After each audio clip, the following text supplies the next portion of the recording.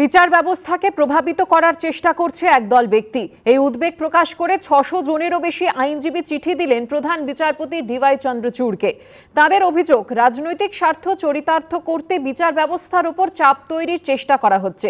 এতে বিচার ব্যবস্থার ভাবমূর্তি ক্ষুণ্ণ হচ্ছে। প্রবীণ আইনজীবী হরিশ সালভে, আদিশ আগরওয়ালা, চেতন মিত্তল, পিঙ্কি আনন্দ, হিতেশ জৈন সহ ৬০০ জন আইনজীবী এ নিয়ে চিঠি দেন প্রধান বিচারপতিকে। বাঁকুড়া লোকসভা আসন জিততে মরিয়া তৃণমূল। দল সংকটে রয়েছে, প্রয়োজনে পায়ে ধরে ক্ষমা চাইব, কর্মী সভায় বার্তা দিলেন বাঁকুড়া লোকসভা কেন্দ্রের তৃণমূল প্রার্থী অরূপ চক্রবর্তী। অভিমান করে যারা বিরোধী বা নির্দলে যোগ দিয়েছেন তারা চাইলে দলে ফেরাতেও রাজি তৃণমূল প্রার্থী। এই নিয়ে কটাক্ষ করেছেন বিজেপি প্রার্থী।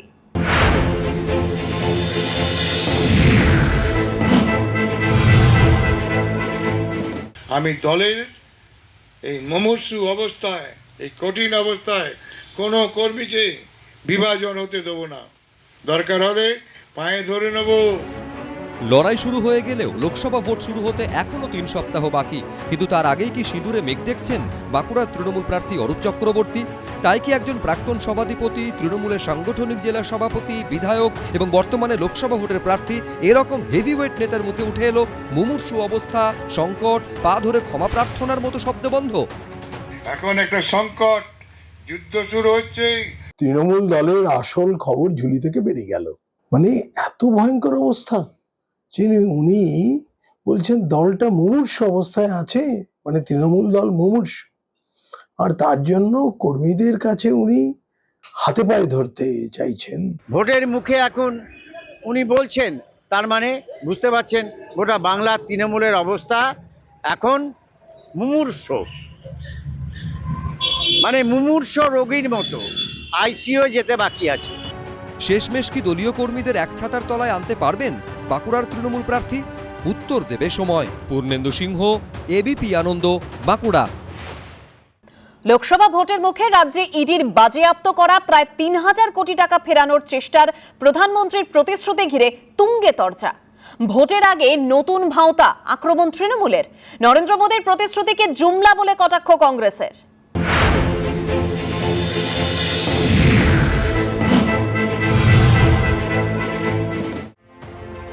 বাংলাকে ভাতে মারার অভিযোগ বনাম ইডির বাজেয়াপ্ত করা টাকা ফেরতের চেষ্টার প্রতিশ্রুতি। প্রধানমন্ত্রীর ইঙ্গিত ঘিরে ফের বঙ্গ রাজনীতি মুখর জুমলা প্রতিশ্রুতি বিতর্কে।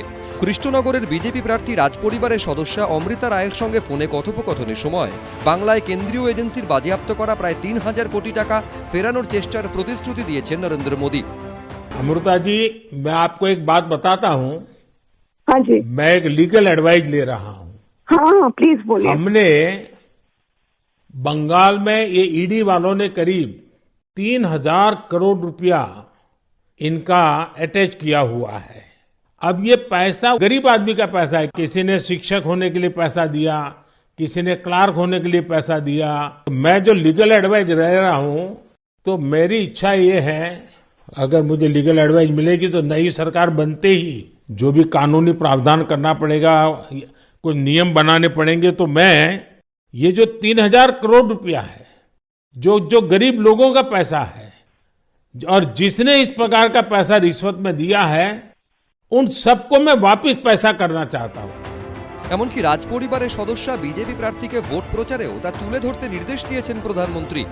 तो आप पब्लिक में जरूर बताइए कि मोदी जी से मेरी फोन पर बात हुई है और उन्होंने कहा है कि बंगाल के लोग विश्वास करें कि जो 3,000 करोड़ रुपया ईडी ने अटैच किया हुआ है, वो 3,000 करोड़ रुपया गरीबों का पैसा है बंगाल के, और वो उनको वापस देने के लिए कोई न कोई रास्ता में खोजूंगा। ये जरूर बताइए आप लोगों को। हम बोलेंगे।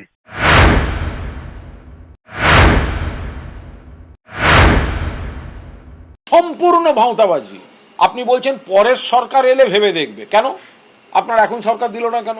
এখন যে আইনগুলো আছে তাই দিয়ে দেননি কেন? ইডি অ্যাটাচ করা মানেই টাকাটা ইডি বা রাষ্ট্রের হয়ে গেল তা কিন্তু নয়। কোর্টের চূড়ান্ত ফয়সালায় যদি ইডি জিতে যায় এবং যার কাছ থেকে টাকাটা নেওয়া হয়েছে তিনি বা সেই কোম্পানি হেরে যায়, তাহলে এই টাকাটা সরকার কি করবে তাদের এখতিয়ারে পড়ছে। তার আগে পর্যন্ত যতক্ষণ সাবজুডিস কেস আপনি এই টাকাটায় হাত দিতে পারেন না, এই টাকাটা আপনি কোনো অবস্থায় বন্টন করতে পারেন না।